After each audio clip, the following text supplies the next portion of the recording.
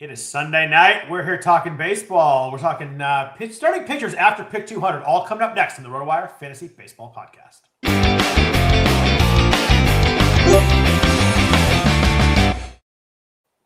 Happy Sunday evening, everybody. Welcome to the RotoWire Fantasy Baseball Podcast. I am Scott Jenstad, joined as always on tonight's by Jeff Erickson. We thank FANTRAX for the sponsorship of the podcast this season. We really appreciate that. If you could rate and review the podcast, we would also appreciate that as well. Helps people find us, helps us a lot there. So if you enjoy listening to us, please do so there as well. Jeff, it's we talked last week how it was going to be March 1st by the next time we talked about baseball. It's March 1st. I guess it's officially draft season now. It is indeed. And I did a draft on Saturday doing, yogurt starts tomorrow or today, but depending on when you listen to this. We've got the first beat Jeff Erickson on Tuesday night. Sent out a tweet about that. I'll post it in the forum here if anybody's interested in jumping in on that with me. It's time. It's draft grid time too. I like seeing those boards. I'm sure some people probably get sick of them, but keep posting them, folks. I love seeing them. Yeah, I love them too. How was Scarf? You guys drafted Saturday. I talked to Vlad Sedler. He said it was a good time out there. Yeah, great time. Vlad actually drafted his own team this time too. So look at that. All right. Forward. No, it's great. Wow. Saw Chef Mike. Saw a lot of awesome players there. Ian Swerka is underrated as one of the best players out there. He's kind of our commissioner as well. Jeff Biddle, takes care of the location. Nice. Got Kev Massarage on there, aka Rotosurgeon. A lot of people. It's an insult for me not to mention people, so I apologize for that. But it is really, truly becoming a home league. We got like 13 out of 15 came back, maybe even 14 out of 15 came back. How many were there live with you guys? I think 13 out of the 15. Awesome. Yeah, that's great. It's good turnout there. Did you guys set a clock this year, or was it yes marathon again? Yes, a minute and a half now for a pick. So love it. Yes, and it was on a Saturday instead of a Sunday. Oh my gosh, Nirvana. Even better. Yes. I remember some Sundays we were waiting for you to finish to start the podcast. So that's awesome. Where were you picking? I was picking, as I've been almost all the time, late middle. This time I was in 9. Before I've had 10 and 11 in my most recent draft. So are you setting KDS in the middle, or are you just kind of getting later picks? No, I'm just getting later picks. Okay. I don't mind it. I want one league where I get a top 5 pick, top 6 pick. Just save it for the main event, right? Yeah, that's it. Use my good juju for that. Yeah, that's right. Yep. That's good though. So 9th pick, you started Ellie De La Cruz. I think I saw, right? I did, and that part of that was a little diversification on purpose. I think I like a Crochet build better than I like an Ellie build. I did Kyle Tucker in labor, and I didn't mind that. That was from 11. Dr. Dave and I were talking about this on Twitter that, I love it's just Dr. Dave now. That's amazing. Yeah, and he goes by it now. It's great. Just steer into it, right? But first of all, it's Scarf. Got to get it right. I was chastised for not using that on air when I had Rotosurgeon on the show this morning on Sirius XM. But awesome. Hey, got to have a brand. But I kind of believe in, diversify your early picks and you can double up on your late ones. I believe in that theory. When James Anderson had Mark Strabo on earlier, that was something they discussed, and I do buy into that. I do too. So I didn't want to go Tucker or Crochet, but this start, I'm not huge on J-Rod. So that kind of led me to Ellie a little bit there, and it's fun. Ellie looked healthy now. It could be a case there where, he could be a top 5 player again. So let's build that way. But the problem is batting average is pretty shaky. And I followed it up with another batting average question mark in Cal Raleigh. But if you look at the hitters that come after Cal Raleigh, we're talking pick like 26 or so. They're either shortstops or they also have batting average risk attached to them. So you either have to push up a pitcher, but Sanchez was gone. I could have pushed up Yamamoto, I suppose. You double up at shortstop. I suppose I could have done that, but I guess that's the you kind of set yourself. And this is the thing, drafting Kenny, you get their reps and you start realizing certain builds happen a certain way there. For sure. I still think I enjoyed it and I like my team, but it is a little shaky in batting average, and I don't have a second closer. I mean, the thing with Ellie, and I know people were disappointed last year because obviously the stolen bases dropped by 30 and the home runs weren't there, but he did drop the strikeout rate like 5 to 6%. He dropped it in a range where, it was above 30% for 2 years. Now it's at 26%. Like, that's a palatable range in today's baseball. And if you suddenly get him in that low 20s or even mid 20s range, maybe he's not a huge batting average. I mean, he hit 264 last year. Right. In this era, that's not a huge batting average problem. Right. Yeah, I think that's true. I think that's really true. And it's kind of like going the Schwarber route. A couple of years ago, Schwarber was going to the 4th and 5th round. Maybe even last year he was a little bit. And I know I stayed away from him because both the UT and because the 205 possibility, but he hits in the 240s. You win when he hits 50 bombs. Yep. Yeah, I had Schwarber last year on the team that lost all pitchers, so I unfortunately did not take advantage of the fact of how good Schwarber was. But yeah, it's a good point. Those. Ellie back-to-back years, 259, 264. I was just looking at that. I was a little surprised. I thought it was a little lower than that 2 years ago. Indeed. By the way, folks, so I am going to be posting a link in the forum for those of you streaming live, and I can probably find a way to post it in the podcast later on as well. If you want to take me on in the Beat Jeff Erickson draft, that is going to be Tuesday night, 6:30 Eastern time, part of the NFBC RotoWire Online Championship. Hey, you guys, I've seen the comments say that you could, these guys are amateurs. Come beat me. Come at me, bro. Because who said you were an amateur? No, I'm not. I'm being facetious. I was like, who said that? I'm creating a straw man argument here. Work with me. I love it. But the thing is, there's a $350 entry fee. You get a chance to win prizes in your league, chance at the overall prizes. If you beat me, you get a free subscription to RotoWire. So win. Let's go. That's There's huge. 8 spots still open as of the time I posted this. So we'll see what happens. I'll be announcing it on air, but I want to give the subscribers and streamers first shot. So go check it out. Go beat Jeff. Go sign up. That's fun. And then if you beat him, you can come in here and then say you beat him. It's even more fun. That's right. And many people did last year. So hey, soft money. Let's go. So we've got the great fantasy baseball invitational starting tomorrow. If we refer to that as yogurt, big community draft. Where are you drafted in that draft? I'm 8th. So dizzying heights for me there. You really are hanging out in the middle, aren't you? There are years where I choose the middle. I think there is a definite advantage to drafting early this year. I think the 6 hitters at the top, and I'm now comfortable with Acuna. I'm fully comfortable with him now. I think the winter ball running stats are amazing. So I'm back to being in on him. I think there's a clear advantage to that, and I don't think the second round hitters are enough to make up for it. So I would like an early pick at one point in time. So maybe I get it in the online championship. We'll see. Yogurt drafting 8th, smack dab in the middle. Will be fun. Paul Sporer's in that league, friend of the show. That's a good league. Nice. Yeah. So looking forward to that. I don't know many people in my league. I'm picking 13th. I admit that I did not remember to set my KDS for that, but I usually set it 1 then 15 because I like to be in the ends on slow drafts because I hate slow drafts. So I wanted to manage my frustrations. But 13 is a good spot for that. I can pick, and a couple people go, then I can pick again. So it's I'll pick a 13th. I have no idea what I'm going to do. I'm going to use this draft as kind of a as you said, you get your reps kind of thing. So I'm going to, as I get to picks, it's probably good for me to slow draft. I can kind of I can get to figure out a lot of my either ors as we get into the bigger draft season. Yeah, exactly. And you said, what spot are you? 13, you said? 13. Yeah, I think Paul, who just posted in the forum, did 13 in labor. If I recall. Oh no, he is 14th. That's right. But close.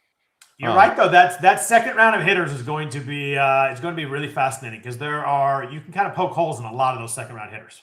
Yeah, absolutely. I think there's some very good players, but for sure. Yeah. But not enough to separate though. Like Trey Turner, who goes probably closer to the end of the second round, could be just as good as some of those hitters that go in the first part. For sure. Yeah, it's a really interesting range. And we look at I'm looking at the online championship last 2 weeks. Like Zach Neto snuck into the second round of 15-teamer. He's like 27th right now. Oh, and rising. And rising, yeah. And yes. Lindor has fallen a little bit based on the hamate stuff. I think PCA is the end of the kind of that 2-3 turn. People are a little hesitant there based on the second half. James Woods in there. It's the hitters fall off pretty quick. I think it's a really good point on that top 6 picks. I think that I'm looking at that. I think top 6 in KDS is a pretty easy call this year. Yeah, I think so. You get a closer and a starter if you want, or you could get 2 hitters. I mean, There's a lot of different ways you can go with it there, and not much drop off. The other reflection on Scarf, closing prices reflected closer to more of a main than to previous years of Scarf. I thought. What did you do at closer? I got one and then faked it the rest of the way. I got Aroldis Chapman in the 4th round, and he was like the 8th closer taken. But we saw the closer run start at 212. Jake Kuchek took Mason Miller. Edwin Diaz went the subsequent pick. Then we saw Cade Smith, Andres Munoz, and Juan Duran go in the first 6 picks of the 3rd round. So the top 5 all gone by the time they got to me at 3-9. I didn't want to take a closer there. I probably, in retrospect, could have taken a starting pitching there, got my ace there. Instead, I got my 3rd baseman, which is, I think, pretty hard to find in Machado at 3.9. I thought that was a pretty good price on him. Like that. But yeah, it comes with a consequence. I liked it too, but it just meant that I was scrambling on starting pitching later on. Do you have any reservations at all on Cade Smith as the first full year as a closer, or you think he's just so good of a pitcher that you're not really worried about that? The latter. Yeah. I think he did just fine in leveraged moments last year for the Guardians. Yeah, he had 16 saves, so he got it done there. But it's always a little bit when I see that name amongst the other guys. But I get him. You look at he's almost 28% K minus walk rate. I mean, the guy was just really, really darn good. Exactly. Let's see. So what else do you have coming up? You have Jeff Erickson on Tuesday. Have you finalized like what you're drafting? Are you doing multiple main events? Just one main event? By the way, Todd Zola says no. He has no doubts on Cade Smith. So that feels like I think that feels the right answer. It's always weird to see the name there, but as you look into it, I get it fully. I mean, he's just so good. Todd spent $26 on Cade Smith at AL Labor this weekend too. Oh, there you go. He has a reason. Told me beforehand he would be doing so. So he is a man of his word. The all caps no suddenly makes a lot of sense. Then we're good. Yes, indeed. So I'm sorry. I got distracted like a little. You got BGF Erickson coming up Tuesday, and then I was asking you like main events, online championship. What's the kind of your portfolio looking like? So at least one main event, live Vegas one. I'm thinking I'm going to try to. I got to do it pretty quickly if I'm going to do it, because last I checked there was still a couple of live auctions on Friday of main event weekend. And I think I'd like to jump into the live auction pool. I did one 2 years ago live in Vegas. Absolute blast. They're long. Don't get me wrong. They're long, but they are really, really fun. Yeah. And I'd like to do that. So I got to get off my butt and get that taken care of. Had a lot on my plate in the last 2 weeks, but live auctions are one of those things that are way better than online auctions. Like I don't mind online drafts. Obviously, I love the live draft, but live auctions are a whole different animal. It's a lot of fun. Yeah. Still have Tout Wars. That's in 2 weekends, so be looking forward to that. Still have the RotoWire Staff Keeper League, which I'm the commissioner of. So my 2 primary home leagues still are yet to go. Amiki and Midnight Madness. I'm doing Amiki over Tout Wars weekend, doing it from my hotel. So that'll be fun. Actually, that's right. We kind of planned on that there. We're going to do Amiki, and then I'm going to go ahead and do the podcast with you that night. So you've told me 70 times. What does Amiki stand for? I don't know what exactly it is. All right. So the guy, Peter Shanky and Herb Ilk, the guys that started this league, they're all phi size. Most of the guys in that were phi size at Northwestern. And I think it's a phi size thing. Did I say? Yeah. It's their fraternity. I was not in that. So I got to know Pete very briefly at the end of my college experience through another friend. I got to know him a lot better after. So gotcha. I'm an outlier when it comes to that league. I'm still figuring out what I'm going to do for sure. I got to figure that out pretty quick here. We're in March, so I definitely got a couple main events, at least one online championship, maybe 2 of those. But I probably should figure that out. It's about that time. Yeah. So a lot less big injury news this weekend than last weekend. Luckily, we had a lot of when spring training first started, we had all the guys coming into camp. Suddenly, guys are hurt. We didn't have a lot out this week. A few notes before we jump into our discussion on pitchers after starting pitch after pick 200. Rafael Devers in San Francisco, obviously with the Giants now after the trade last year, shut down for a few days with hammy tightness. He's not a stolen base guy, so I'm not super worried here, but early enough where I'm not worried, but definitely want to see him in the lineup here. Yeah, exactly. And I already a little nervous about him. Okay. I know he had a decent number of homers with the Giants. Batting average really suffered with their left-handed power typically struggles a lot. The hard hit rate's great. The Ks are not so great. So it's kind of like a mixed bag with Rafael Devers to begin with. Yeah. There are so many first basemen that I like, including in that range. I think I like both Freeman and Naylor better than Rafael Devers at this point in time. So chances are I won't be drafting Devers unless it comes with a much bigger discount. the fact that he's shut down for 2 to 4 days and then will be re-examined, and it's a hammy. I need really positive news before I jump back in that market. I'm Devers over Naylor for sure. Freeman and Devers is probably a pretty close call for me. Yeah, for sure. I can see it there. What's your stolen base Josh Naylor projection? I think it's like half. Okay. I think it feels like 15 is kind of the range people are going with. Him and Raleigh both, the surprise stolen base guys. Yeah. I don't zero it out, but I definitely cut it down quite a bit. Pulling up his projection right now, just so I can say, close a little bit more than half. I've got him at 18. He had 30 last year because more of them were with Seattle. So that's the one thing that kind of I give him a little extra bump. Gotcha. Yeah, that makes sense. That's one of those ones that's really hard to figure when the guy like him and Juan Soto both kind of out of nowhere, big stolen base guys. It's hard to really know what you're going to get because you do get those spike stolen base years, and obviously they can do it. Soto's weird because it's like I think his sprint speed was like 13th percentile, but he stole all those bases. He's obviously a really smart base runner. I think the other thing about Naylor that's tough is the batting average. He had 295 last year.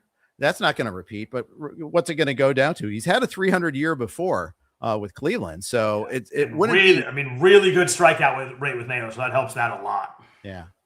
I think I've got him at 281. I know ATC's got him 262 though. Cause he went 300, 240, 295. What is real here? I'm not quite sure.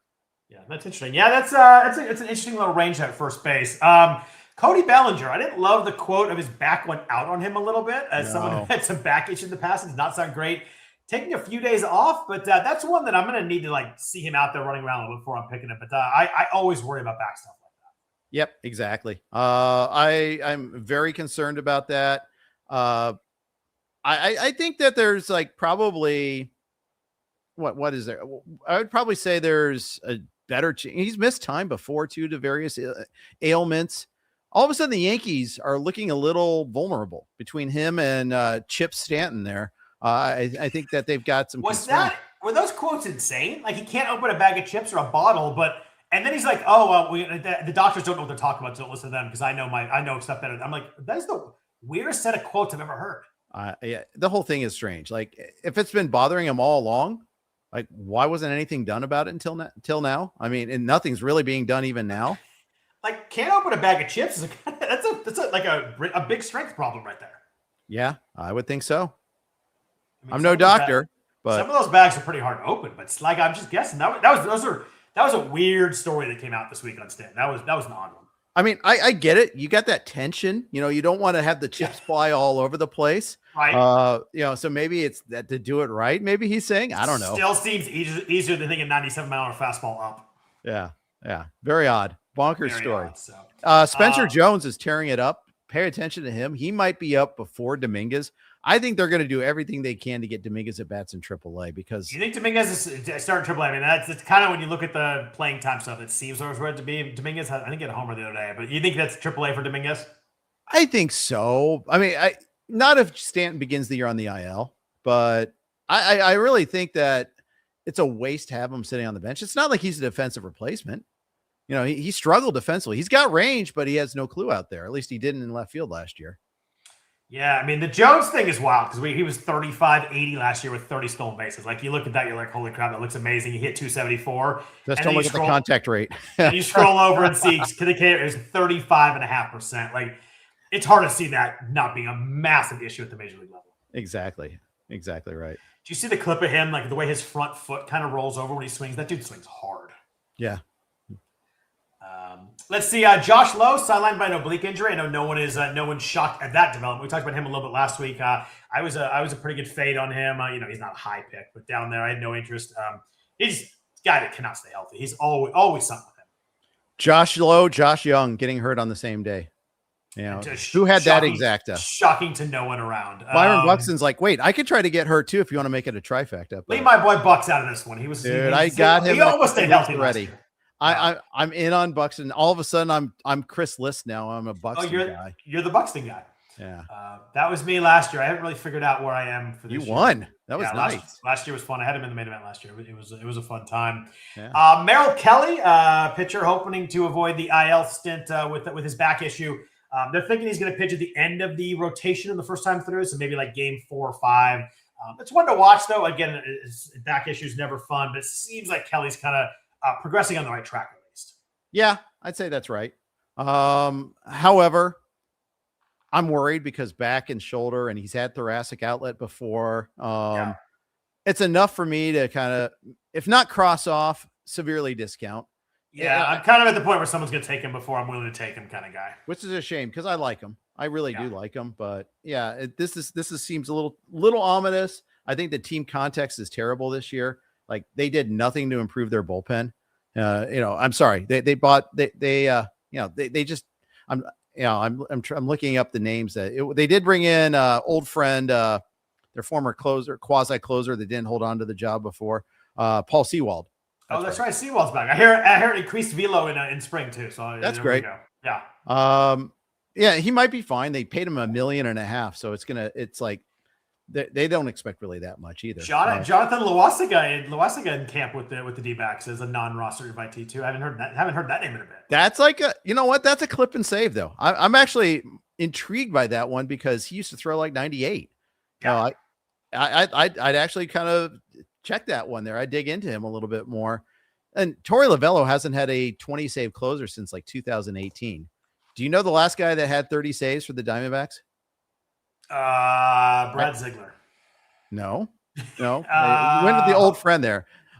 This was a stumper at Scarf. Yeah, Scarf the other day. That's a good one. Wow. Yeah, I don't. Okay, just to speed it up, your hint is you got the first name right. Wow, I can't even get it with the first name right. Yeah. Brad Boxberger? Yes. Ding, ding, ding, ding, ding, ding. There we go. That dude used to shred, by the way. He did? Yeah. But he had the cool emoji in every save too, where he had the box and the burger. It was a great emoji saves. Yes. I got a couple of guys I want to ask you about. We got a lot of Velo stuff in spring training. Most of it I kind of like. Well, give me like 2 or 3 outings before I'm worried about it. But a couple of guys I want to ask you about. Carlos Estevez, obviously as a closer, had a really good year last year. I think we were all a little hesitant to him last year. Now he's with the Royals. I guess the Royals last year, but still with the Royals. Down to 89 his first 2 outings. Any real worry yet? There's a lot of talk like he just kind of starts slow, but 89 seems really like more than starting slow. It's any concern there at all with a guy that I think people have concerns about kind of being as good as he was last year already. You've got a guy with a 12% K minus walk, so not typical closers have an 8.2% swing strike rate. Someone that doesn't fit that closer profile like we like with punching the guys out. Are you worried about this Velo drop at all in spring yet? 100% I am. Yes. I don't see how you cannot be. Unless he comes out and says, yeah, I am totally taking it slow. I'm purposely throwing light. If we're going to talk about another pitcher I'm also concerned about too, where they're giving fake responses even, I almost feel like. But yes. Because Estevez threw 96 average last year. Right. It's not like 95. Not like he's down 2 or 3. He's down 6 right now, which I don't know. That's I guess 7 right now. That's a lot. Credit to Thomas Nestico at TJ Stats for kind of like sounding the warning bells on this. That's how I found out about Estevez's value. I mean, he did it. He's failed to eclipse 90 in either of his 2 spring training outings so far. Yeah. So, If nothing else, somebody to watch how his next couple ones again. I mean, he does it again, like they used to get really worried. If he's up to 95 next outing, then fine. But something that he's 33. I'm definitely monitoring that for sure. Yeah, definitely worried about that. And closers are hard enough. This is even though Estevez had 42 saves last year, led baseball in saves last year. Yep. He's in the second tier for everybody and falling in that tier. This only enhances that fall. Other guy I want to ask you about in this vein is a Spencer Strider. He averaged 93 in his first outing. Obviously, he was down already last year, coming off the injury. He said there was a quote that he said he's like ramping it up, just starting slow. Do you have any concerns with the Velo on Strider in his first outing? Yes, I do. I mean, they shut off the radar in his live batting practice. Yeah. They try to calm the talk on that. The story from Mark Bowman and MLB.com was where I was reading about this. That's the only place I read about it so far. I don't know if there's other sources, but they're like, it's not the Velo that matters right now. It's the IVB. It's this. It's the fastball shape. but like the inverted vertical break was still much, much closer to last year than it was to when he was really good. So yes, I am concerned about this one here. I thought Strider went a little early in our draft on Scarf yesterday. Went in the 6th round. A good, smart drafter in Jake Kuchek, so maybe he knows better. Maybe he's the mature adult in the room, not worried, but I'm worried. I'm worried about Strider here. I get it. Last year, Strider was lighting up radars in spring training and couldn't maintain that velocity deep into the season. Yeah. So maybe he's trying something different, and I need to be a little bit more patient. That is possible. I remember there was a Luis Castillo year where he kind of did that. And at that time too, we didn't have Hawkeye in every stadium either in spring training. So it wasn't, this is when he was still on the Reds. So that's always something to be watchful as well. But he can't be a top 2 starting pitcher for me. He's got to be something beyond that.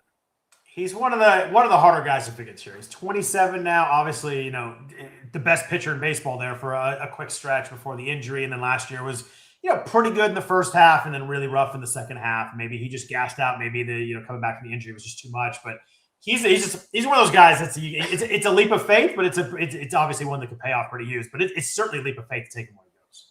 Yeah. Disco's Dave says Estevez had the same problem earlier the year before. I think he's right about that. I happen to remember Robert Suarez having that problem, and I kind of ate that L. How did that? I was going to meet you and me both. How did that? Yeah, it didn't work out great for us. So maybe I should chill. Wait for the next outing a little bit there before I move him down. One more closer I want to ask you about before we get into our pitcher talk. As we get Velo stuff, we also get new pitch stuff. Devin Williams adding 2 new pitches this spring, adding a cutter and a slider. As I read that, I'm just curious what you think about Williams coming this year. Obviously, closing for the Mets now. The Yankees experiment last year did not go well, but if you look deeper, still 35% strikeout rate. It was even better in the second half. He's like almost like 40% strikeout rate in the second half. 70% swing strike rate. Like all his stuff was really good. The left on base percentage is about as low as you ever see. Is 55% last year. Pretty much anytime you got someone get on base, half the time they scored. Pretty wild. So he's 4.79 ERA.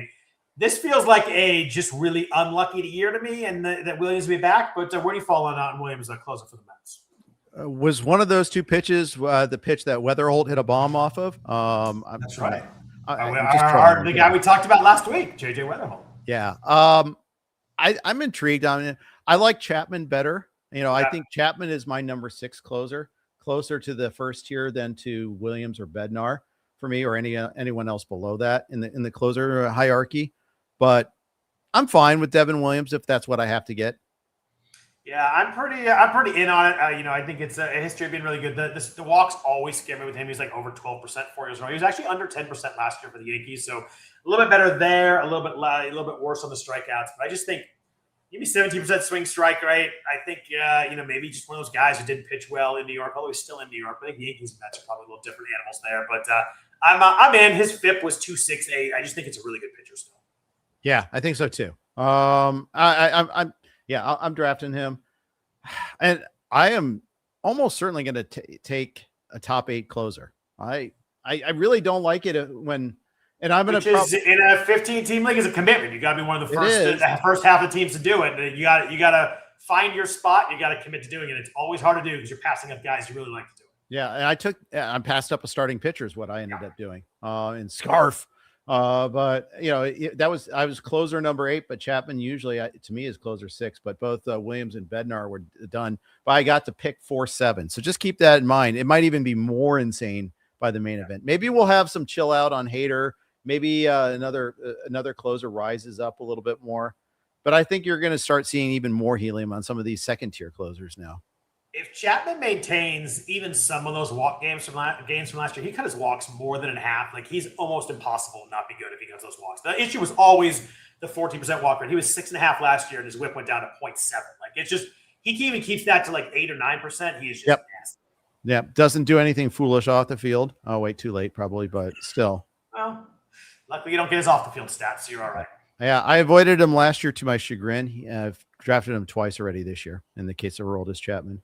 Yeah, his highest swing strike rate since 2020. It was 18.7%. You just look across the board. I mean, I know he had a lucky BABIP, but he's just so good. He's so good. The only issue would be the age, I guess. What is he? 38 now? 38. But man, he showed no signs of that being a concern last year. Yep. So let's jump into some starting pitcher talk. But first, a note from our sponsors real quick at FANTRAX. FANTRAX is the most customizable fantasy platform in the industry, offering the greatest fantasy baseball experience for your dynasty, keeper, redraft, and best ball leagues. Are you coming from another league? FANTRAX makes that easy as well. They can import any of your current leagues and customize if you need so. FANTRAX offers the most in-depth player pool in the industry, including minor league players. Do you need a more customizable commissioner service for your fantasy league? FANTRAX offers more customizations than any other platform. If you want to mess with waivers or your categories, you got different, you go 7x7, whatever it may be, scoring system, schedule, all that kind of stuff FANTRAX can take care of for you. Other sports they do too. I think I mentioned before, I have a college football league there. Jeff and I have a golf league that's hosted on there too. They do that all for free, which is great as well. Sign up for free today. Simply go to fantrax.com/rotowire and sign up today. That's fantrax.com/rotowire. FANTRAX, the home of fantasy sports. So, Jeff, let's jump right in. We'll talk, this is a range of pitchers where, you hit on some guys here. Your team suddenly looks a lot better. You want your aces to pitch well. You got to find some guys in here that not only give you some innings, give you some good innings. You don't need Cy Young out of here, but you need good quality, especially in a 15-teamer. These are guys that your fourth, your fifth, your sixth, your seventh stars. These are all guys that are starting for you most weeks. Really important arms in here. We're going to talk about a bunch of them in this range. First one's kind of a cheat. He's moved out of the top 200 since I first worked on it. Is Shane Baz, now in Baltimore. ADP is about 198 the last 2 weeks in the online championship. I'm cheating a couple picks, but interesting guy. 2020 was a rough, or 25 was a rough ratio year for him. But again, remembering that Tampa Bay played in the AAA park last year. His ERA at home was 5.9 last year at home. 18 of his 26 home runs were given up in that stadium. They're moving back to Tropicana Field this year, a good pitcher's park. He got to 166 innings, which is a really cool, big stat with Baz. That was I think it doubled his previous MLB career high. So big innings jump there, but showed he could do it. The BABIP from 2024 that kept his ERA way down was never coming back. But his home run for fly ball was lucky that year too. But again, out of the minor league stadium, nice ground ball jump last year too. So he's got a good strikeout rate, 25%, a lot of ground balls at 47%. It feels to me like this is an interesting one. The second half was even better. He's 27.5% K rate in the second half. Some really good stuff here. The pedigrees obviously is a 12th overall pick in 2017. I really like a shot on Baz at about pick 200. Like maybe round 13, 14 to 15 teamer. I like this move to Baltimore for him. I know he's not sure to pitch a Tropicana. I messed that up earlier, but yeah, moving to Baltimore is still a pretty good place to pitch. I like this for Baz. Yeah, I'd like it too if he's at 170. I mean, at 200. I'm sorry. I said 170 because he was 170 and scarf. So that I think that's the new price. Yeah. I have and to be honest, I'm fine with that price. I think 170 is still fine. Some of the other pitchers that go in that range are Sandy Alcantara, Edward Cabrera, a guy we're going to talk about. I actually climbed a little bit more. Jake Maish snagged him. Is Jack Flaherty. So I like Baz. I'm fine with that price on Baz. Is basically my point here. I got to eventually.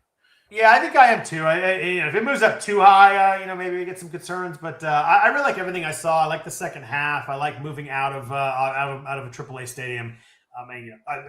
Should be a team to score some runs too in Baltimore. Should be some good for some wins there. So I'm in on Baz this year. Yeah, I am too. Next thing I want to ask you about I'm just using last 2 weeks in online championship as my ADP just to kind of keep it at a baseline level here. I'm going to ask you, a Reds pitcher, Andrew Abbott, obviously had a fantastic 2025, 287, 115 across 166 innings. The K rate was up a bit, still not a strikeout guy. He was under 22%, but the swing strike rate was up over 10% for the first time. That was good there. He's avoided hard contact really well, so mixes his pitches well. He's in the low 30s in that range. Issue with Abbott, he is a fly ball pitcher in a home run park. Every time you look at it, you see the 48% fly ball rate. Worry a little bit there pitching in Cincinnati. Fly ball rate 48% last year. That was the lowest of his career too, so that was even a low number for him. But you're the Reds guy. Tell me how you feel about Andrew Abbott coming into the 2026 season. I'm a little nervous that he's going to regress, but again, the question isn't regress; it's regress to what? Does he regress to 4 and a 1.3, or does he regress to like 335 and 120? Because I'm okay with that if that's the price you're paying for that. He's durable. He did have a little shoulder issue in 2024, but he took the ball every time out. The fact that he's not a pure fireball guy actually kind of works in his favor a little bit, I think, in terms of the health picture a little bit. It means fewer strikeouts, but on a team that employs Hunter Green and Chase Burns, he's a nice change of pace. Yeah. And I actually, and I don't mean that like as an insult, really. I think it is. I think there's value in having different types of pitchers in your rotation a little bit there. And if you're setting the rotation, you put him right between those two guys, right? I think so. Like in a three-game series, you go fireballing righty, soft tossing lefty, fireballing righty. That's tough. I think you're forgetting Lodolo though in that whole equation. I go Lodolo before. True. I put Abbott's my number 3 or 4 on the team. Okay. But hey, no insult there. I'm not completely in on Abbott. Okay. But I'm not against it either. But the thing is, if he strikes out 114 like he did in 2024, you're a little bit of a deficit all of a sudden here. If he strikes out 150 or close like he did last year, 149, well, then that's a fair price. Because I think the ratios probably will jump up at least a half a run, probably a little bit more, and the whip will probably jump up from 115 to 123 or 124-ish. We talked last week about how smart everybody is now. This is like a prime example of that. Like 12 years ago, someone with a 287, 115 would have been so much higher. His ADP, like I said, kind of in that low 200 range. Like this is obviously people recognize the strikeouts, they recognize the park. His second half ERA was 3.84. I kind of felt like that was maybe a number that I look at 3.7 to 3.8 somewhere in there. And like you said, if he does 160 innings on this team, I think that probably works. I felt like the ADP was not a target for me, not a fade. It felt like it was just about the right spot. Yep. Agreed. I might actually even go like a round lower before I take the plunge on him, but maybe it's because I'm a Reds fan and I already get to root for him anyhow, without it being on my roster. I mean, that hurt me last year by not having him, but that's fine. Yeah. I kind of went with a mix and match of guys that we're going to talk about here. You know, some younger guys, some older guys, some guys off injury. Guy off injury, our first big one here. ADP is about 210. Someone that, as the spring goes, if he starts to look good, is going to move up pretty rapidly. Is Shane McClanahan. He missed 24 and 25. So he's missed the last two. Well, he threw 3.1 minor league innings last year. So, but essentially no major league innings the last 2 years. He is throwing in spring training. He's shooting for opening day. This is a really hard one to figure. Like it's one of those, it's a boom bust kind of thing. Like maybe injuries are real. He's 28 now, but always been really good when he's been healthy. Last time we saw him, 3.29, 1.18. Wasn't quite the elite 22 season that we saw. It was 2.54, in the 30% strikeout rate. But this price is obviously very low for his talent. But still a starter in your 15-teamer. Someone in the 15th, 14th round, you're going to have to use a starter, even if he goes a little bit earlier than that. How many innings do we get here? He hasn't thrown a pitch in the majors since August of 2023. How do you feel about McClanahan coming into this season? I've drafted him twice already. All right, I like it. I'm in on him. I understand the risk. I think it's like Rasmussen last year a little bit. I think that's the easy comparison to make in terms of the amount of time missed. And also, I think a little bit similarly, I think it's also the same thing about just, the type of upside he might have, though, too. I think the Rays will probably go 6 starters for different periods of time. Yeah. I've got him for 128 innings. I think it'll fall short of the 150 from Rasmussen last year, but still. And if he stinks, then it doesn't kill you. He's not your top 3 starter. He's top 5, probably 6. Yeah. I was mad when I got sniped on him.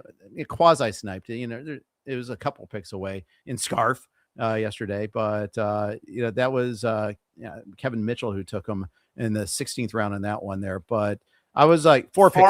Former NL MVP Kevin Mitchell? No, I don't believe so. Okay. I believe it's a no relation thing, but we're gonna go with that. He was one of the 2 not in the room, so I can't verify for sure. Maybe it was barehanded down the left field line, Kevin Mitchell. Yes, that's right. Great play. Red's great, Kevin Mitchell. Matt's great. He had one of those hits in the '86 World Series in Game 6. Yeah. Yep. He's gotten around a little bit. Yeah. He won the MVP in '87 with the Giants, right? Yep.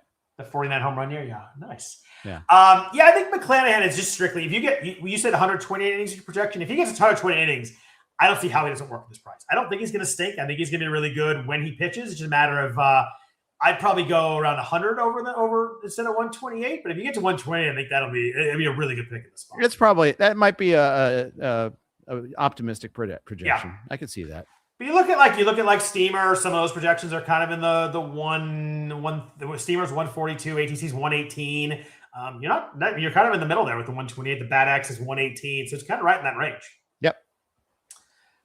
Let's go to a veteran guy now. You mentioned him earlier, and someone that is moving up a little bit. Jack Flaherty. ADP is about 220 in the online championship the last couple of weeks. I think you're right. I think probably moving up a little bit, but the 2024 3.17 ERA kind of looking like the outlier a little bit when you look at his last 3 or 4 years. He threw 161 innings last year with a 4.64, 128 for the ratios. Didn't fully hold the strikeout spike that he had when we saw him in 2024 when he really went way up there, but still really good. 27.5% strikeout rate. The walks jumped up a little bit as well, but still K minus walks still about 19%. He's only 30. I thought he was like 33, 34. He's just like one of those guys that seems older because he's been around for so long on multiple teams. But I kind of like him it's a 220 ADP, 3 straight years over 140 innings. He had the bump in the road there in 21, 22. We didn't pitch a lot of innings, but pretty durable the last 3 years. The strikeout rate's still really good. I kind of like Flaherty coming off the down year. I do too. The only thing concerns me is the walk percentage. It rose along with the Ks maintained but the walks rose. Yeah. And that's the thing I'm a little bit concerned about. 8.7% walk rate last year. The year before it was 5.9, but the 2 years prior to that, it was over 10. And that's where it gets untenable. But he was like a full run less between his ERA and his xFIP. Suggested he was a little bit unlucky to begin with. The Tigers bullpen got a little deeper with Kenley Jansen, although they looks like they might not have Troy Melton, unfortunately. But I still like Flaherty. I think the Tigers are going to be good again. May not even collapse over the second half this year too. We'll see. Yeah, the one thing I worry about, you mentioned the walks, but also the hard contact was rough. He had a career high 10.5% barrel rate, 44% hard hit rate. So it was like the hardest he'd gotten hits. That was the one thing that gave me a little bit of pause. But then I think at 30, I think with those strikeouts, it fixes that a little bit. Maybe that, drops that in between 2024 and 25 in the hard contact. I just think you got a guy with a kind of a high 3 ERA is something I'd feel pretty good projecting. Yep. Here's a guy that I have no clue on. I want to ask you about this one. I cannot figure out where to put this guy. There's so much exciting, but so much bad as Roki Sasaki with the Dodgers. I wrote in my notes, good luck here. Like, who knows? Looked horrible in his 36 innings last year. Like, not only bad, but not only got hurt, but was really bad when he pitched. He had a 4% K minus walk. He wasn't striking guys out. Swing strike rate was under 9%. And it comes in the playoffs, and obviously it was great. He had 10 innings in the playoffs, 11 innings, 0.84 ERA. If you look a little deeper, 6 strikeouts, 5 walks in those 11 innings. So the strikeouts still weren't there. The walks still were there. The numbers are so far off from his time in Japan. Maybe he just was never healthy last year. He's just so hard to figure out. Like a ton of hard contact. His FIP was even worse than his bad ERA. Maybe he was just hurt all year for the IL. But I don't know what to do with Sasaki this year. It's so exciting. The forkball's nasty. What the heck do you do here? The ADP is not high anymore. It's like 230. But it still takes a leap of faith to get here on Sasaki. But it's kind of how last year went. I think he's the guy that I'll have one share and be done with it. And I have one share, so I'm done with it. Okay. I got him early in an FBC 50, and honestly, I hope I'm wrong because I want to root for him. But even 2 walks in his first spring training outing, I know that means it's one outing, but still, one thing that kind of maintains is Ks and walks in spring training still are something you should be looking at. Maybe not ERA, maybe not the hits, but Ks and walks are still important. Velocity still important. And so I'm right now, I think I've got enough Roki for now. We'll see. And he was he pitched a little bit in AAA when he's coming back, 20 innings, still a 13.7% walk rate there. He wasn't good there either. It's just a hard thing to figure out. But then you watch some of those, playoff games, and he had some nasty pitches. You watch him throw some pitches in spring training, oh my gosh, this guy's be so good. Obviously coming off they signed him a huge deal when they signed him from Japan. Hard guy for me to figure. I imagine someone's going to take him before I'm willing to do so. It's kind of what it comes down to. Yeah. Let's move over to the American League. Someone I really like here, but situation might be difficult. It's Connelly Early in Boston. They just have a lot of guys in this rotation. It looks like him or Peyton Toll or Johan Oviedo for the 5th spot because they got 4 guys that are kind of locked in. But he was really good last year. He was 2.61, 1.11 in the minors, and he came up for 4 starts with the Red Sox, 2.33, 1.09 whip, and a 37% strikeout rate in the majors. Albeit a small sample, but still really good numbers. He had some walk issues in the minors. He was 9.7% walk rate there, so that might be a little bit concerned. But swing strike numbers are like really good across the board in the majors and the minors. Ton of ground balls. So you get a guy that misses that many bats and gets many ground balls. Like, just kind of limits big innings. You read some write-ups, and it's kind of like, this is a guy with a lot of different pitches. Pretty high floor guy. He's 23. But the starting situation kind of sets him up. Like, do you want to take a guy in the 15, 16 round that's not going to start the year with the team? We don't know. And they've said he's going to be a starter, but might be a AAA. Not going to keep him in the bullpen. But do you have a feel for who wins this number 5 job and how you feel about Early in general? I have been landing him continually. The last 2 drafts, I drafted him 18th round in this one in Scarf. I also got him in Labor on Monday night as well. And I think a very similar price point. So he might be a different one. Like, I think with the starting stuff, he might be dropping a little bit then. Yeah. But Brian Bayo is our path to adventure here. But I think Bayo either could get dealt, get demoted in his own right. Yeah, I got Early in the 19th, and then I got him in the 18th on Saturday. So love those, right? Love getting early late. So there you go. Well done. I think Bayo's the interesting one because, like, no risk to start the season. He had a 3.35 ERA. I know the strikeouts dropped, but like, the ERA is going to keep him in the rotation now. But you're right, could get dealt, or just might be bad the first 5 or 6 starts, and then maybe another spot opens up. Obviously, they're pitchers. You're going to have guys that are hurt as well. Sonny Gray has some injury risks over the year as well. But it's just hard to click it early if he's not going to be in the rotation. But I think I might, if it gets to your round, your 18, 19th round, I think I'm willing to take that and hold it for a bit. Yeah, this is a classic buy skills, not rolls type of player, and the price point's fine. Yeah. How many? You can't do too many of them, but if there's one guy you really like, you can do it. You just can't do too many of them, obviously, in a short bench kind of league. For sure. Yeah, I like it as well. I'm glad that you're on him as well. Do you like Peyton Toll? Where are you on him? I am that. If I have Early, I'm not going to go Tolle. I'm going to just go one or the other. Yeah, me too. But I think it's very similar to the Mets dynamic, where Jonah Tong had better minor league numbers perhaps than Nolan McClain. Did not have the big league success though, and is less of a chance of beginning the year in the rotation. I like taking a late shot on him. I probably won't get both Tolle and Tong, but I think those are both great reserve roster guys, especially now. I think if you're drafting the week before and we have a little bit more definition and they're out of it, then maybe you don't. I think that's a little bit different. Yeah. But there's still a chance they could respectively win spots in their rotation. Yeah. Tolle, I think it's actually might be harder for him than Tong right now. We'll see. But and especially because Tolle's first outing wasn't so good, at least in terms of the runs allowed. But he's already had 2 outings, got like a 7 ERA so far. But again, ERA isn't everything, but only 1K in 3 2/3 either also so far. Part of me would love to, have Early start the minors and come up in a couple of weeks to keep his price down. It's going to be hard to hold it, but I think I'm willing to do so for a little bit at least. Because if he's ready to like win a spot or someone get hurt, that price is going to fly up. I think a lot of people really like all his stats and everything too. Todd Zola says that Ranger Suarez is teaching Brian Bayo a curve. We'll see. All right. Is he going to teach him lefty or righty? That's what I want to know. But that's another story. How awesome if he just flipped around only for curveballs. Yeah, be kind of a tell. But batters would have no clue what to do. They wouldn't know what's coming. Let's see. Let's go back young again here. We went young with Early. We're going to go young with a high pedigree guy, 2nd overall pick in 2021. Jack Leiter, first major league season. As he came up a little bit in 2024, but first full season was last year. 151 innings with the Rangers, 386, 128 on the ratios. The walks continue to be an issue here. 10.4% walk rate in the majors. The strikeouts have not been quite as high as they were in the minors. He was 23% in the majors. They made some second half improvements. And I usually don't look at splits too much, but with younger guys, you see maybe they did some adjusting in the second half. He was 3.28 ERA in the second half, and his strikeouts rose 7% in the second half. He was 26% strikeout guy in the second half, 19% in the first half. Walks fell under 10%. If you're going to buy a guy figuring some stuff out, it looked like Jack Leiter was a different pitcher in the second half.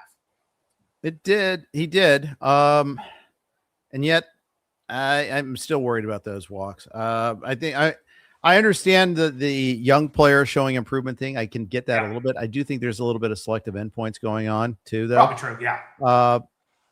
I haven't landed on Leiter yet. Doesn't mean I won't. I love the ballpark. Obviously that helps, but we got a new manager, new pitching coach. So that's also something to pay attention to. Not like Schumacher is new as a manager, but new to the Rangers at least. Right. So he's going late enough that you could make a case for it, but I haven't made that case yet. I think he's going late enough where I'm maybe gonna buy in the second half with the knowledge that they're taking some risk. If the walks come back, it'll be tough for him to really get those ratios down. But enough pedigree in second half here. I think I'm going to take a stab at the ADP. Yeah. Moving to an injury-prone guy, Ryan Weathers in New York. Threw his hardest pitch ever the other day in a spring training game, which is kind of wild. We talked about guys ramping it up in spring training. He's doing the opposite. He's throwing 99.8 in his first outing. But, another injury-filled season for Weathers. Only 38 innings last year. He only threw 86 in 2024. But he's a fascinating guy because the velocity has just taken huge steps up the last couple of years. He was 97 miles an hour last year. I mentioned 99 in his first spring training game. I think it's a big question whether he can actually stay up there and actually stay healthy, which is the big question here. But nice ground ball rate. So you guys throw hard, gets a lot of ground balls. Still 26. ADP is about 230 to 240. What are you doing with Weathers in his new spot here in the Bronx? He's kind of taking the Thor approach to spring training. Remember when Syndergaard had that? Do you remember that? That's a good call. Yeah. I think that I want a little bit of Weathers, but it is going to be interesting when Cole and Rodon are ready to come back. Rodon's going to come back first because they do have a wide amount of options. Fried's set. Schlittler when healthy, you would think is pretty well set, but maybe Heel, Warren, Elmer Rodriguez is an interesting name too. I don't think he'll make the rotation on opening day, but I think he could be banging down that door as well. And then you got Rodon and Cole coming back. Blackburn's still on this team as well. He's really gonna have to pitch well to hold that spot. But then again, this is like a lot of like the Mets, like the Red Sox, like the Blue Jays and the Dodgers. This built-in redundancy that the Yankees are doing is not a bug. It's a feature. The Yankees at any point could have 9 starters or like 1 or 2, and I wouldn't be surprised either direction. Right. Yeah, right. It's just a tough spot. I mean, if he gets to 100 innings, I think it's a gem at this ADP. I picked him up for a bunch of money in the NFBC last year when he came back, and I was fired up about it. I think he made 2 starts before he got hurt. I just don't think he can throw 98 and stay healthy, and I wish if he got to 100 innings, it'd be great. I just don't think he can get there. Yep. A younger guy who was good last year, Shane Smith with the White Sox is an interesting one here. His ADP is about 250, right in there somewhere in the last couple of weeks. 3.81, 1.20 last year. His first full major league season, 146 innings. Strikeout rate is pretty good, 23.5%. Swing strike rate's about 12%, pretty good there. A few too many walks. It was a little bit better in the minors, but he was a 9.5% walk rate last year. A ton of ground balls. He was even higher in the minor leagues, so maybe he gets even more ground balls there. Another guy, though, a young guy. We talked about this with Leiter, too. His second half was really good. He was 3.17 the second half, 27% strikeout rate. Nice sign there. How do you feel about Shane Smith? ADP currently about 250. I wish he either struck out more or walked fewer to be really in on him. But this is kind of a blind spot for me a little bit there. I don't really have a strong take on Shane Smith or the White Sox as a whole. I think they could be improved, but I've kind of gotten used to and enjoyed ignoring them for the most part. So I have to kind of change that. You said that, and I just looked at the rotation and the lineup, and I guess they'd be a little bit better, but they're still pretty bad. Yeah, probably so. But hey, this is one. Hey, this is if you completely ignore, then you're giving the field to somebody that could be useful that you're not even availing yourself, and you're playing with one pinky tied behind your back. I think he's somewhat at ADP 250. So we're talking that's the 16th, 17th round in a 15-teamer. I think he's a useful pitcher there. I would take him at the ADP range. I know the StatCast page is kind of up and down a little bit, but you look at his xERA, kind of middle of the road, 50th percentile. He's a younger guy. He's 25. I like the second half gains. Again, I know arbitrary endpoint, but still, I do like young guys who get better in just a long way. You see a lot of guys that kind of start, hot fire, and then the league adjusts them and kind of goes the other direction. I like when they adjust back like this. Too much hard contact. The barrel rate's not too bad, though. I think that kind of in at the ADP. I didn't think I would be until I got a little deeper and looked at him a little more depth. Yep. Let's stick with a young guy, Logan Henderson. I think someone that you were taking last year, or maybe you picked him up last year. I remember you talking to him last year, but this is someone like you look at his strikeout numbers in the minors. They're massive. He was 28% last year in the minors. Then he came up to the majors, only 25 innings, but 33% strikeout rate, looked really good, and then had the he had a flex. I forget what he had. No, he had a flexor strain in August. So it was he's been given a full bill of health coming into spring. We always hear that, but he was injured late last year. The swing strike rate backs up the strikeout numbers. He was 13.9% AAA last year. Really good swing strike rate there. Crazy how good he was. You look at 2024 in AA and AAA, he was 332.91 with a 33% strikeout and a walk rate under 5%. Like he was insane. He was like a 28% K- walk guy. Really, really impressive there. Looks like the Brewers number 5, but obviously that's some news to watch this spring. But the skills look pretty good for the ADP. That flexor strain lingering. He didn't have surgery. He's always kind of a little bit of worry. But how do you feel about Logan Henderson for this season? I think he's one of those. He hasn't had surgery yet, guys. But the question is, does he get through this year or another year? You know, I'm intrigued. Obviously, the skill set's interesting. You know, it was only 25 innings. That is the negative. I got frustrated at the Brewers not using him for a little bit more. Yeah. But yeah, hey, definitely someone that I'm kind of going to watch a little bit closer. Well, I'm going to try to draft him a little bit, but I'm not going to raise him above ADP. If he comes to ADP, he's in my swath of choices. He's got a higher upside than Chad Patrick. Chad Patrick's safer. You need both. You need safe and you need upside at this point in the draft. You take a little mix of both of those. That's a really good call, by the way, in general. Like that's as you get in here, you want a couple of guys who can eat some innings for you, but you need some upside guys too, man. That's how you're gonna you need a couple breakouts in the spot. You can't have all cromulent guys. You got to have some swings. For minute 56 for cromulent. That paid the over today. Yes. All right. Good. Yeah. Do you think Henderson is the 5 though? I mean, it seems like he's got to. There's not like he's not really fighting with anybody. As long as he's fine in camp, I would think he's pretty much going to win a spot there. I don't know. I mean, I think he will too, but Gosser is interesting. Oh, is Gosser who's 6? Yeah, and Woodruff if Woodruff is ready for the start of the season, that's one thing too. I mean, there's been jockeying updates here this week. One said yes, one said no. If he's not, then Henderson's 4, and it's even less of a problem, right? Yeah, and I think the Brewers have been pretty purposefully slow to kind of reveal their intentions. As is their right. They're not required to do that there. There is an article talking about Aaron Ashby actually, and he wants to be stretched out too. But in the article, this is at MLB.com. There's a line in there: the team's uniquely patient approach to naming who their starters are going to be this year. They really truly do have like 8 people, and we've gotten burned by them, like just assuming they got to put Henderson in, or maybe they don't, maybe they won't. So we'll see. I would have lost the bet on Aaron Ashby only being 27, by the way. Yeah, he's another one of those that missed multiple years and of his development, and thus he's younger than we think he is. Speaking of guys who have missed some time and are pretty young, Grayson Rodriguez. This is a high pedigree guy. He was the 11th overall pick in 2018. Huge prospect coming up for the Orioles. Has been traded to the Angels. Missed 2025 with the elbow issues, and then he had a bone spur debridement in August. Appears healthy to start camp. Of course, they always are. He was really solid in 2024 with Baltimore, though. 386, 124, 13.5% swing strike rate, really good there. Not a lot of ground balls. Even he was like 47% ground ball guy in 2024 or in 2023. The Statcast page, if you look at 2024, is really solid. Everything's kind of most of it's better than average. The chase rate's over 8th percentile. The Velo's 82nd.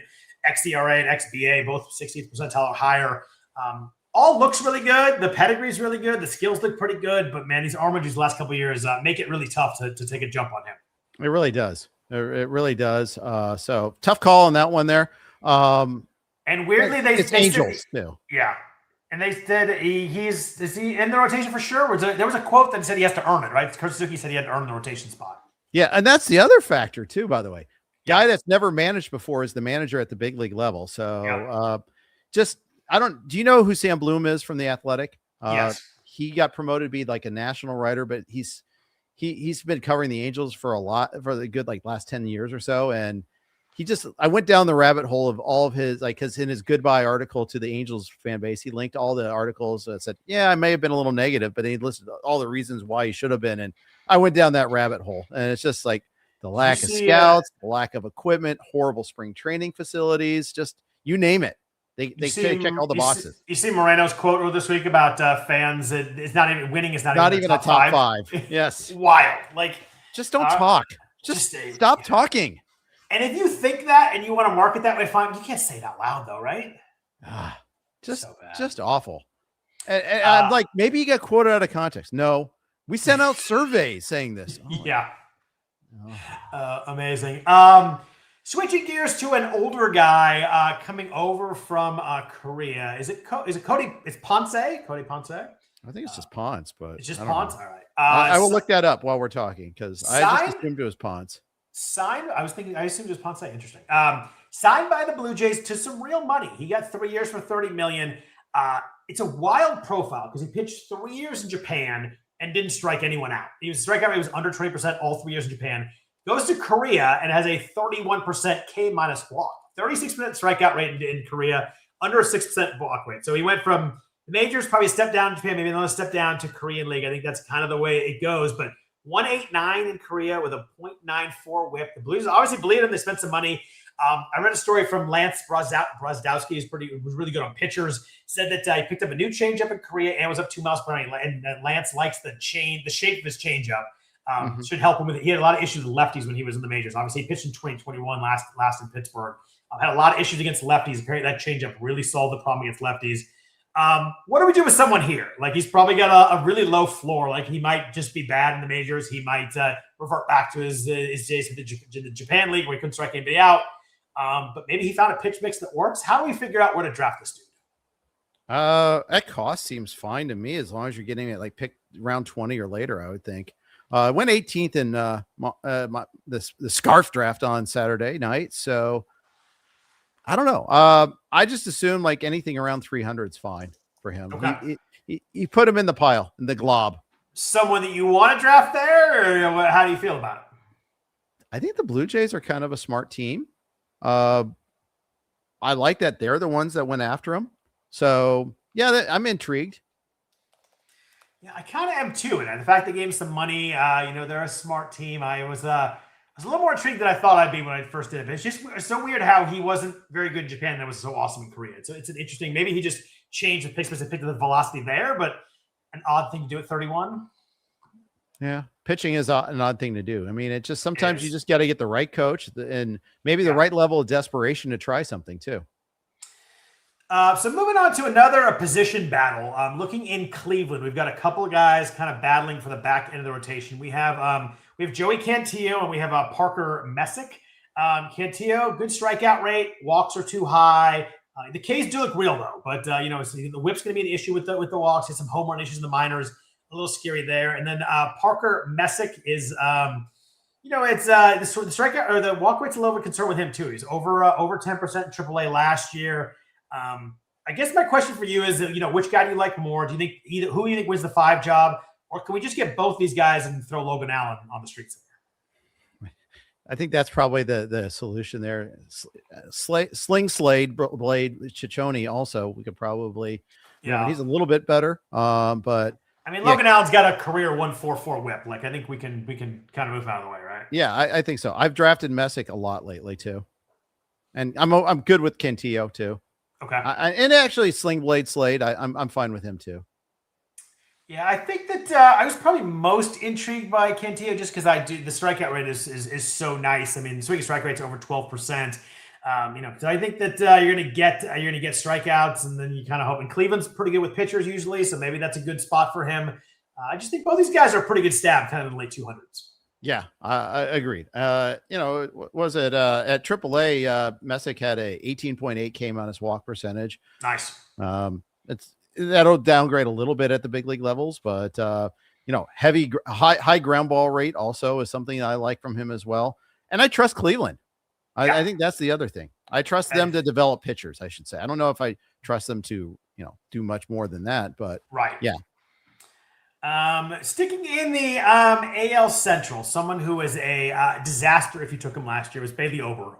3 straight years with an ERA that started with a 3. Brutal 2025, 5.10, 1.30, 146 innings. So he was out there a lot. So if you threw him a lot, it was really bad because he threw a lot of innings. It was all bad. But K rate really crashed is the big problem. It's 27% in 2024, 19.2% last year. Swing strike rate fell from 14.2 to 11.7.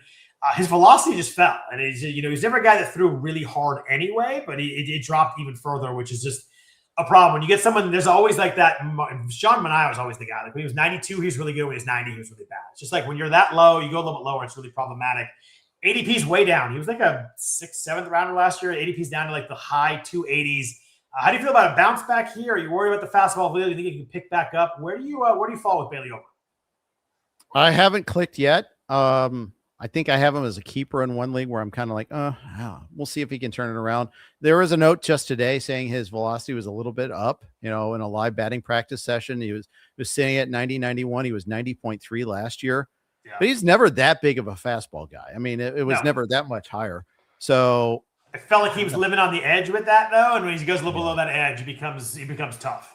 Yeah, exactly. I mean, we're basically, you're counting on him just not walking a lot of guys, but unfortunately he got a lot more hittable the last 2 years. Yeah, I mean, he was, and he gave up a lot of hard contact too. He's an 11% barrel guy. So just, I don't know, it's tough. I don't think I'm going back there. He doesn't get a lot of ground balls. He was like a 30% ground ball guy last year. He was like under 10th percentile in ground balls and in velocity and in barrel rate. The price is so low compared to what it was. So it's hard not to like get a little bit interested there, but I don't like anything I see when I look down. I'm going to need the velo to be definitely up a couple miles an hour to even think about it. Right. And I know about the bad hip, the tragic hip of Bailey Ober, but at the same time, he said, we knew about it last year and maybe we didn't know the extent of it. Maybe we didn't know he came back, but that makes me just distrust the Twins more than it does anything else than trust Bailey Ober. He was better in April and May before the injury than he was after. So I do get that. I get the injury part of it, but man, I don't know. That was a long stretch where he was pretty bad last year. Yep. I have some issues with him just being on all my teams last year too. So, sometimes you go into the, he owes me part of the spectrum. I'm the opposite side on Bailey Ober in particular. I think, I don't know. I'll probably get burned the other way too. You didn't even know that was a great segue, but that was a great segue because we fall on someone who I feel like does owe me. I have this guy every year. He's been promised a job with the Angels rotation. Reid Detmers in Anaheim. They pretty much said he's locked in the rotation. He was a reliever last year, pitched well, 3.96, 1.20, really big strikeout rate, 30.1%. The walks were an issue. He was over 9% last year. Huge swing strike rate, 14.6%. Again, I realize that was in the bullpen. You can gas it out for an inning or two, but maybe it won't work as a strikeout pitcher. But you've got a big ground ball spike last year to 45%. You got the swing strike rate bump. You got the K bump. He can hold some of those gains. I like Detmers getting another chance at the rotation at ADP, like pick 320 or whatever it is. Yeah, but he was maxing out as a reliever, so of course he had a K bump. Of course he had a velocity bump. But he was 28% strikeout rate as a starter in 2024. I don't think the strikeout's gonna be a problem. Yeah, probably not. But I mean, just overall effectiveness. You're a lot more effective when you're at a little bit more max velocity too. For sure. All these things kind of come back to that a little bit. Yeah, I could see. Again, I'm going to trust Grayson Rodriguez more than Detmers but that trust is not really the term to use for any of this, though. A little odd that Detmers guaranteed a spot and Grayson has to earn his. I thought that was a little strange. There's a lot of things odd about the Angels. Yeah, that's a fair point. I almost, Soriano, who knows how healthy he's going to be. I wanted to be in on Soriano. I'm kind of not anymore. Have some early exposure to him, and I'm fine with not having any more of that. Their fifth starter might be Alek Manoah. That's crazy. I know you might be true, but that's crazy. Yeah. Oh, I'm just looking at the depth chart right now. Yeah. It could be the great Jack Kokanowitz. It could be Mitch Ferris. Jack Kokanowitz brings us some funny stories in my head. Sorry, that's why I laughed. Yep. Paul Spores in the chat saying can't quit Detmers. I'm with you there, Paul. We got one of these years gonna have to work out, but it has not as of yet. But hopefully we get. I'd really like to see it happen. I think he's in the last year with the Angels, so maybe they're trying to convince him to stay or something to put him in rotation, or maybe build some trade equity. I don't know, but just start the year rotation. I'm gonna be in at the price. Okay. Smart people like you and Spore are in on him. I have to revisit my priors a little bit, at least dig into him a little. Another good segue to the second to last guy to talk about, someone who made this switch last year, is Clay Holmes. He was big time on the hype as we entered draft season last year. Everybody was fired up about Clay Holmes moving from the Yankees to the Mets, from a reliever to a starter. he kind of delivered on the hype. He was 3.53 in 165 innings, but the whip was bad, and the Ks just dropped off significantly. We talked, you just said it, gassing out in the bullpen, maxing out for an inning. It's much different. Ks dropped 7% to 18.2%. Swinging strike rate fell more than 3% to 9.1%. Ground ball took a hit. It's still really huge. He's a huge ground ball guy. You see his pitches, everything dives down. Yeah. ADP's down to 327. This is someone that was getting pushed up way up last year. Everyone wanted to draft Clay Holmes. I don't know. The feeling that ADP feels about right. I wasn't like, 327, I want that, but I don't know. Maybe worth a stab at late. How do you feel about Clay Holmes coming into year 2 of starting? He's got to earn that spot in the rotation. It's kind of the funny thing. Although he is stretched out for the WBC. They have 6 guys right now, right? More than that if you count Peralta, Tong. McClain, Peterson, Holmes, Minaya, Senga. Oh, you're right. Tong, it would be 7. Okay, yeah. Christian Scott could, remember he was a thing at one point in time. He was a big thing. He's 20. Could still be a key. He's 27 too. Yeah. I think if Holmes just had a normal steady 3.53, 130, we'd probably be I'm in. But because of the way it happened, like the whole Metsian aspect of it there and how they collapsed as a team makes it a little bit tougher, which probably means that's just, that probably is unfair to Holmes. He was like 3.9 in the second half. Like that's not killing you. Like he was still pretty. When I looked at him, I thought his ERA was way higher last year because there was so much negativity. I was surprised he was 3.3. I know the strikeouts are way down, but I was a little surprised by how low that ERA was. Yeah, well, the fact that they kind of had a hybrid role for him, and you look at his innings against September: 4 2/3, 4, 3 2/3. Pitched in relief 1 inning, and then a 6-inning outing for his last start. Actually won his last start, but he went like a month and a half without a win, or over a month without a win. So that's the thing that made it tough. It was a frustrating end of the season for sure, and I think that kind of lingers in our head. But I don't know. I feel like the ADP probably can't harm you very much down there. Yep. Last guy I want to talk about. It's a very interesting guy. Still 22 years old. You surprised me when you asked me how old Andrew Painter was. I would assume 24, 25 because I feel like he's been around for so long. Was crazy elite as a coming up a prospect. In 2022, in 103 innings, he was a 38.5% strikeout rate with a 1.56 ERA and a 0.89 whip. Like elite prospect. Has missed a lot of time with injuries. Missed 23 and 24 with injuries. And then last year was not good in AAA. Obviously, his first year back, a couple years out, he was 5.40, 1.55 in 106 minor league innings. K rate was okay at 24%, but obviously nothing compared to the 2022 numbers that I mentioned. Walk rate's a little high at 9.7%, but swing strike rate is really good, 13% there. You want to talk about Painter? He was the guy you added to the list. So how do you feel about him coming into this year? ADP is about 290 here in the last couple of weeks. I wish he wasn't as good as he was today against the Yankees, so I could keep getting him cheaper. He's gonna be a flyer. He's gonna be a guy that gets some helium. There's a really good chance he begins the year in the rotation, and then when Zach Wheeler comes back, all he has to do is beat out Taijuan Walker for that last spot in the rotation. I think that's very attainable. And even Aaron Nola. Nolan's gonna stick in the rotation, but Nola had a pretty bad year last year. Painter is one of the few guys with the post 300 ADP that you can get like a 25% strikeout percentage from, 25% plus strikeout percentage from. I think he's definitely a guy you take a stab on. And if it doesn't work out, okay, fine, cut him and move on. But I think he's one of the higher upsides for the price. I'm as ticked that I get him yesterday in Scarf. I will get him in other leagues though.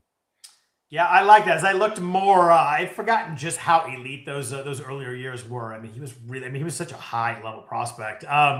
He's a good ground ball guy too. He was a 41% ground ball guy when he was pitching. He's the 13th overall pick, so obviously the pedigree is there as well. I'm glad you added to my list because someone I definitely took a look at more when you mentioned him. I think that at that price, you're right. Like if you have to drop him as your 20th or 21st pick, like who cares that we're going to drop most of those guys anyway? And he has a real legit upside to really help your team. Yep. Exactly. 14 of 20 pitches for strikes today. It's 20 pitches, but still, it's a good start. He's throwing in the 97s today too. So yeah, I'm in. I hate when I say no way. So someone blocks a guy because you never know with teams, but there's no way Taijuan Walker blocks him if Painter looks remotely good early on, right?